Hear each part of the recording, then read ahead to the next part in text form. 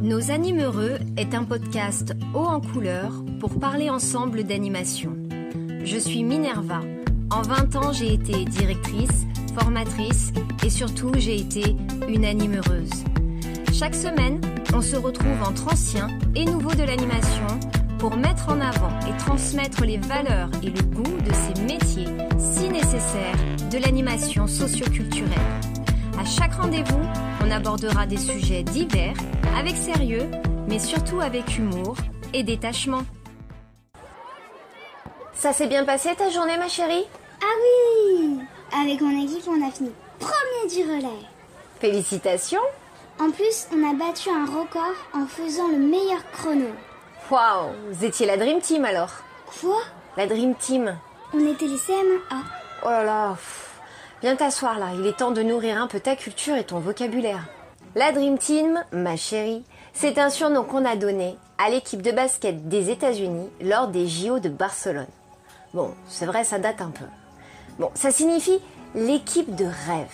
Il y avait Magic Johnson, Scottie Pippen, Charles Barkley et surtout Michael Jordan. C'est celui qui fait du basket avec Bugs Bunny. Ouais, c'est ça. Bon, il n'y a pas de sous-culture, hein. C'est bien lui, c'est le basketteur dans Space Jam. En plus de leur record individuel en NBA, lors de ces JO, ils ont remporté l'intégralité de leurs rencontres pour obtenir la médaille d'or. Autant de talents qui sont en symbiose, en équipe, ça fait rêver. C'est la Dream Team. Je crois que tous les directeurs de séjour en rêvent de leur Dream Team. Alors dans cet épisode, chers animeureux, on va aborder la notion de l'équipe. Parce que là, on est bien sur une caractéristique primordiale en animation. Pour commencer, je te propose de faire appel à celui qui n'est toujours pas notre sponsor. Tu l'auras reconnu, c'est le Larousse. Alors il nous donne le choix entre 7 définitions allant du travailleur au 3-8 au régiment d'infanterie. J'ai préféré choisir celle-ci. Une équipe est un groupe de personnes unis par des activités et des intérêts communs. Alors je vais pas te mentir, mais je me suis longtemps rêvée en sélectionneuse de l'équipe de France d'animation. Ça va les chevilles? Je rêvais de créer l'équipe parfaite en dénichant des futurs talents, en les formant, en les alliant à des personnes plus expérimentées. Maman, c'est Nika dans The Voice. C'est ça, rigole. Et puis je me suis rendue à l'évidence. Dans Dream Team, il y a équipe, mais il y a surtout rêve.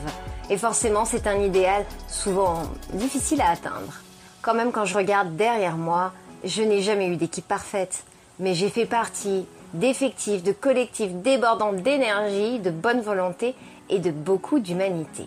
Alors quand on va faire un recrutement, on ne cherche pas l'animateur parfait, je te rassure, parce que c'est une chimère. La perfection n'est pas humaine. Et d'ailleurs, au passage, ça me fait penser à mon ancienne chef. Pendant une période, j'avais une chef qui me remplaçait lors de mes congés et qui avait toujours la perfection à la bouche, en tout cas pour les autres. Je ne sais pas si elle avait réussi à merveille tous ses recrutements, mais elle adorait pointer les défaillances des animes à mon retour. Alors je te rassure, on ne parle absolument pas de défaillances en termes de sécurité, de choses dangereuses. Non. Toutes ces listes qu'elle me laissait, toutes ces remarques, je les prenais pour moi d'abord. Ça me faisait mal au cœur et puis je les prenais pour eux.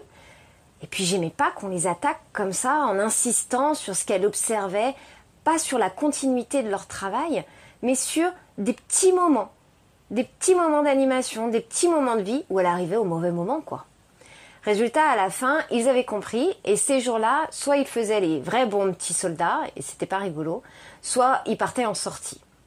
Alors j'y ai bien réfléchi et je pense surtout que elle manquait certainement de confiance en moi et donc en mon équipe et peut-être même en elle. Et puis voilà, ça m'a fait dire qu'il fallait pas non plus évaluer quelqu'un sur un épiphénomène. Mis à part si c'est la sécurité, bien sûr. Ça, je le rappelle. Ça, c'est rédhibitoire, c'est éliminatoire. Ciao, bye bye. Merci d'être venu. Au revoir. Et donc, cette histoire, ça m'a fait penser à un joueur de foot. Ça m'a fait penser à Adil Rami. Adil Rami, il est devenu champion du monde sans avoir joué un seul match. Et au fond de moi, je me dis, il n'a pas été sur le terrain, mais il a surtout été indispensable sur le banc et dans le vestiaire. Rappelez-vous des reportages alors. Qui faisait le liant dans l'équipe? Qui a su se tenir prêt à y aller et finalement pas y aller, et cela sans bouder? Vous enlevez Adil Rami de la sélection et l'équipe n'est plus la même. Elle n'a plus le même état d'esprit.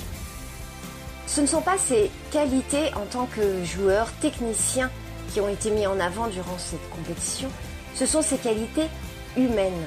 Parce qu'une compétition pareille, ce n'est pas que le match. C'est autant la vie en collectivité, la préparation, la célébration, la remise en question. Donc effectivement, quand on est en train de faire une équipe, on cherche différents profils pour avoir de l'harmonie, comme un chef d'orchestre. Les forces des uns, les compétences, compenseront les faiblesses des autres à des moments et vice-versa.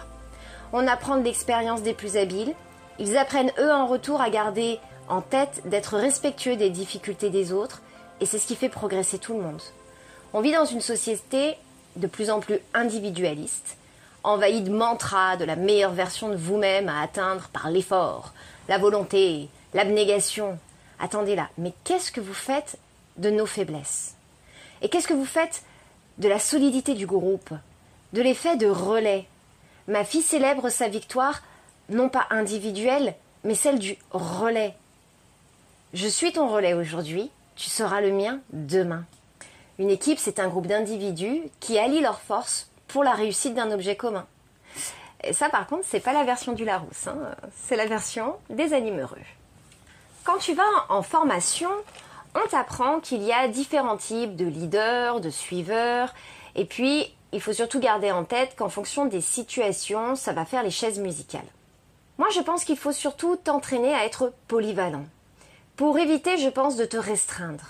Au contraire, c'est la diversité qui permettra de rebondir et surtout de te professionnaliser par la suite si tu le souhaites.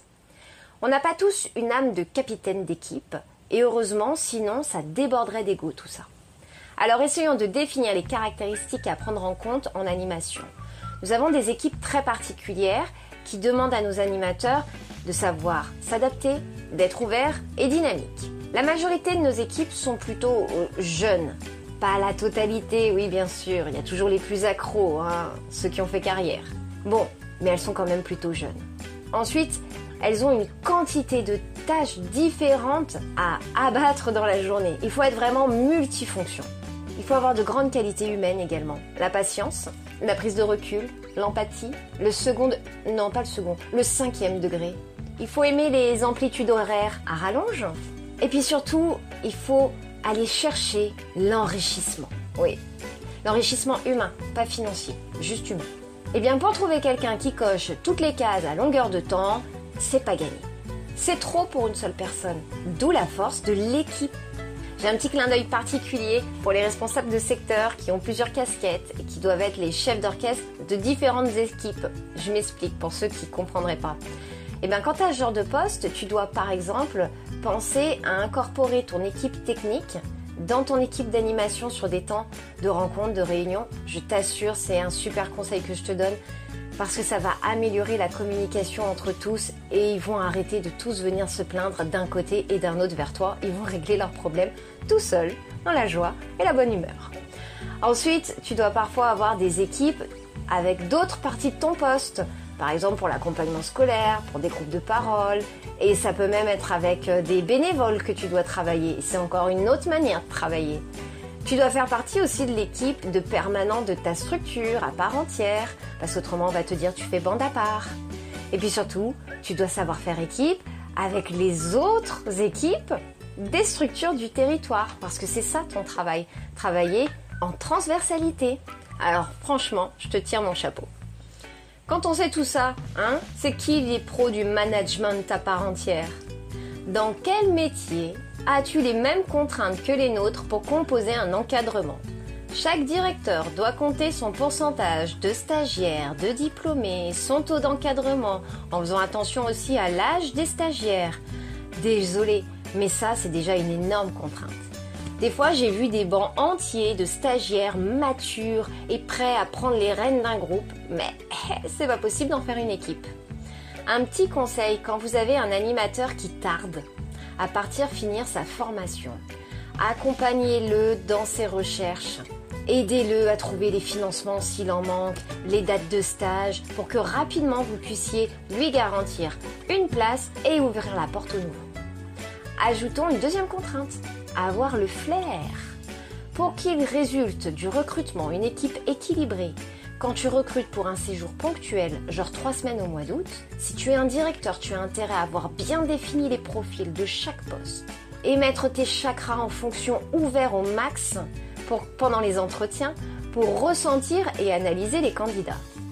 Et oui, c'est facile de faire la Dream Team quand on est sélectionneur et qu'on n'a qu'à aller faire son marché dans les meilleurs éléments de chaque équipe de la NBA. Une équipe d'animation, c'est imparfait, c'est humain, c'est une question d'énergie, de cohésion, ça peut faire des rencontres, ça peut faire des mariages et même plus tard, des bébés. Pour t'illustrer la manière dont je définis l'attitude adéquate de ses membres, je vais l'illustrer avec les acteurs du film Un petit truc en plus, qui a connu un succès mérité ces derniers mois. Pour ceux qui seraient passés à côté, bon, vous avez le droit, l'histoire se déroule dans une colonie pour adultes en situation de handicap. Pour porter le film, un casting d'acteurs porteurs de handicap, et puis 4 têtes d'affiche, Artus, Clovis Cornillac, Alice Belaïdi et Marc Rizzo. Le 22 mai, toute l'équipe monte les marches à Cannes. Si tu n'as pas vu ces images, alors cours le faire après l'épisode et regarde l'attitude de ces 4 acteurs. On les voit poser régulièrement le regard sur leurs camarades de jeu, pour veiller à ne pas louper un truc qui mettrait un des leurs dans un état de vulnérabilité. À un moment, Alice Belaïdi se retourne pour vérifier que la montée du jeune Sofiane se passe bien. Un bref regard, comme toi quand tu comptes, quand tu vérifies. Tu vois l'engagement de tous les 4 à accompagner leurs partenaires. Normalement, Cannes, c'est des égos, des strass, du fake, du snobisme. Et là, l'équipe du film, tout le monde les trouve extraordinaires. Mais toi, quand tu pars en séjour ou que tu rejoins ton ACM, ton groupe de périscolaire chaque soir avec des enfants, des jeunes, qui ont tous leurs particularités, leurs difficultés, et que tu veilles sur leur temps de loisir pour cultiver des souvenirs, pour les épauler, tu fais la même chose. Tu unis tes capacités à celles des autres. Tu grandis, vous faites équipe, et ça, c'est beau. Alors ma Dream Team, elle se confectionne comme un ouvrage. Elle est constamment en mouvement. Dans nos équipes, c'est lorsque tu crois avoir ton casting idéal qu'il y en a un ou deux qui décident de partir vivre la suite de son aventure ailleurs. Toi, t'es au bout, et eux, ils disent « Merci, ici, j'ai appris à grandir et à prendre mes décisions. » Eh ben oui, parce qu'en tant que responsable, tu es aussi formateur et que tes partenaires sont souvent à l'aube de leur vie d'adulte. La saison estivale s'achève et où que tu aies travaillé, prends le temps de te demander qu'est-ce que m'a apporté mon équipe. Et moi, qu'est-ce que j'ai donné à cette équipe? Quel a été mon rôle et quel est celui que je veux tenir dans l'avenir?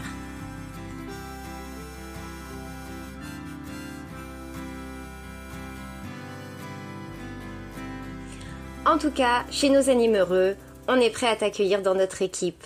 Alors n'hésite pas, rejoins-nous, viens nous laisser un commentaire, un petit message sur les réseaux sociaux, partage cet épisode. Plus on sera nombreux, plus on sera fort. Et oui, c'est déjà le dernier épisode de la saison. Et de mon côté, il est temps que je rapatrie tous mes coéquipiers. Sylvester, Gertrude, la conseillère Pôle emploi, le petit stagiaire, il n'est pas là lui encore? Faut aller le chercher lui. Le club des 5, Stella. Et oui, tous ces personnages sont fictifs, mais ils sont inspirés d'enfants, d'adultes que l'on a tous croisés. Je voulais te souhaiter de bonnes vacances, car nos animheureux fait une petite pause. Mais, bonne nouvelle, ce sont de nouveaux personnages qui viendront se joindre à cette petite troupe pour démarrer la rentrée en fanfare, parce qu'il nous reste encore de nombreux sujets à aborder. Pour ceux qui sont en séjour ou ceux qui ont déjà redémarré les centres sur cette fin août, gardez la pêche. Et pour les autres, profitez de ces dernières semaines d'août pour recharger vos batteries. En tout cas, ces quelques semaines te laissent le temps d'écouter les épisodes que tu aurais loupés. J'ai également laissé sur les réseaux l'ensemble des accompagnements individuels ou collectifs de nos animheureux. Et surtout, merci à vous tous pour votre confiance, pour votre fidélité, pour votre bonne humeur, pour votre soutien au quotidien. Parce que nos animheureux, c'est surtout vous. Allez, à la rentrée!